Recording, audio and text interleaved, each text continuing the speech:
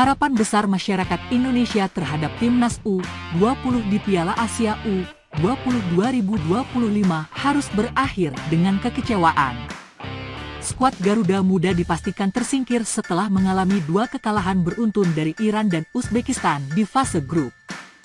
Pada pertandingan kedua yang berlangsung di Shenzhen, Cina, Minggu, 16 Februari 2025, Timnas Indonesia U20 harus mengakui keunggulan Uzbekistan dengan skor 1-3. Kekalahan ini memastikan mereka tidak dapat melanjutkan perjalanan ke babak perempat final, sekaligus mengubur impian tampil di Piala Dunia U20 2025. Kegagalan ini langsung memicu reaksi keras dari para pecinta sepak bola tanah air.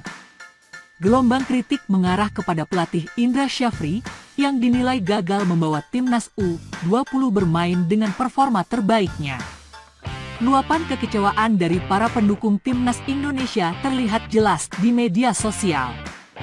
Mereka ramai-ramai meminta evaluasi terhadap Indra Syafri, bahkan tak sedikit yang mendesak agar PSSI segera memecat sang pelatih. Gelombang kritik ini membanjiri kolom komentar unggahan terbaru Ketua Umum PSSI, Erick Thohir, di Instagram pada Senin malam.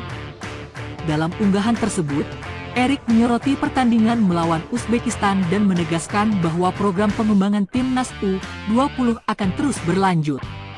Sebuah pelajaran berharga untuk Timnas U20 dari juara bertahan Piala Asia U20, Uzbekistan. Sempat bangkit saat Jens Reven mencetak gol penyeimbang, namun Timnas U20 harus mengakui keunggulan Uzbekistan pada akhir laga dengan skor 3-1, tulis Erick Thohir. Erick juga menegaskan bahwa regenerasi pemain tetap menjadi fokus utama PSSI meskipun hasil di Piala Asia U20 2025 kurang memuaskan. Namun, pernyataan Erick ini tampaknya tidak cukup untuk meredakan amarah netizen. Banyak yang menilai bahwa strategi dan gaya permainan yang diterapkan Indra Syafri tidak mampu bersaing dengan tim-tim kuat di Asia. Piala Asia U20 2025 menampilkan persaingan ketat di grup C, di mana Timnas Indonesia harus menghadapi lawan-lawan tangguh seperti Iran, Uzbekistan, dan Yaman. Setelah menjalani 2 pertandingan, posisi puncak klasemen sementara ditempati oleh Iran U20 yang berhasil mengoleksi 6 poin, disusul oleh Uzbekistan yang juga meraih 6 poin namun kalah selisih gol. Dengan demikian, kedua tim ini sudah memastikan tiket ke babak perempat final, meskipun masih menyisakan 1 pertandingan. Sebaliknya, Timnas Indonesia U20 dan Yaman U20 harus menerima kenyataan pahit bahwa mereka sudah tersingkir dari kompetisi. Kegagalan di fase grup ini tentu menjadi pukulan telak bagi sepak bola Indonesia, terutama karena ajang ini juga berfungsi sebagai kualifikasi untuk Piala Dunia U20 2025. Dengan hasil ini, Indonesia dipastikan absen dari turnamen bergengsi tersebut. Meskipun sudah tidak memiliki peluang lolos, laga terakhir melawan Yaman tetap menjadi pertandingan yang penting bagi Timnas Indonesia U20.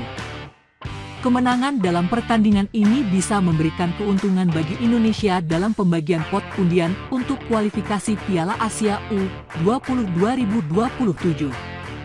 Selain itu, laga ini juga menjadi kesempatan bagi para pemain muda untuk menunjukkan kemampuan mereka dan menutup turnamen dengan hasil yang lebih positif. Setelah kegagalan di Piala Asia U20 2025, banyak pihak yang meminta agar PSSI melakukan evaluasi menyeluruh terhadap sistem pembinaan Timnas U20. Beberapa pengamat sepak bola nasional menilai bahwa persiapan tim masih kurang matang, terutama dalam hal strategi permainan dan adaptasi terhadap lawan-lawan kuat di Asia. Selain itu, gaya bermain yang diterapkan Indra Syafri juga menjadi sorotan. Banyak yang berpendapat bahwa taktik yang digunakan kurang efektif dalam menghadapi tim-tim dengan level permainan lebih tinggi. Kini, fokus Timnas Indonesia U20 harus beralih ke persiapan untuk ajang-ajang berikutnya. Meski gagal di Piala Asia U20 2025, regenerasi pemain tetap menjadi prioritas utama demi membangun tim yang lebih kuat di masa depan.